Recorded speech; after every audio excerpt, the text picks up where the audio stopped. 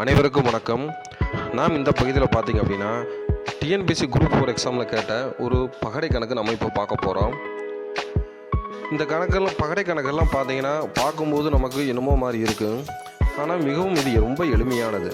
இப்போ நாம் இந்த பகுதியில் எப்படி எளிமையாக போடுறது அப்படின்னு நம்ம பார்க்க போகிறோம். இந்த பகுதியில் இந்த கணக்கில் என்ன கேட்டிருக்காங்க அப்படின்னா 3க்கு எதிரான தளத்தில் உள்ள எண் எது அப்படின்னு கேட்டிருக்காங்க. ஒரு பகடை அப்படின்னாவே அது ஒரு கனசதுரத்தில் பார்த்தீங்கன்னா ஒரு 6 முகங்கள் இருக்குது. ஆனால் நாம் பார்க்கக்கூடியது ஒவ்வொரு பகடையிலும் 3 முகங்களை தான் பார்க்க முடியும்.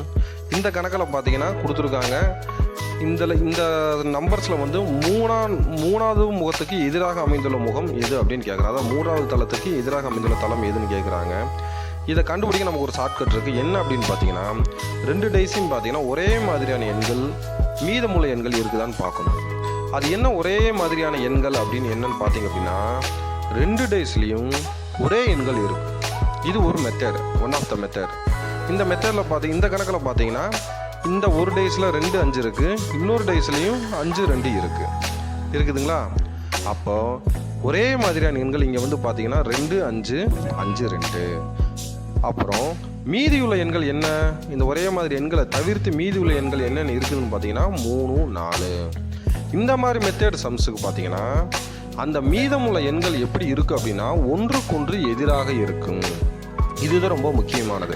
இந்த மாதிரி ஒரே மாதிரி நம்பர்ஸ் வந்தால் மீதமுள்ள எண்கள் ஒன்றுக்கொன்று எதிராக இருக்கும். இதை நம்ம மனசில் வச்சுக்கணும்.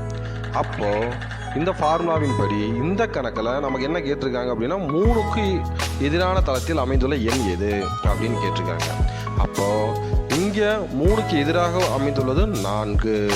அதே போல் 4க்கு எதிரான தளத்தில் அமைந்துள்ளது 3.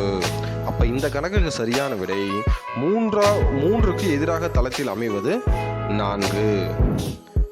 ஓகே, நன்றி.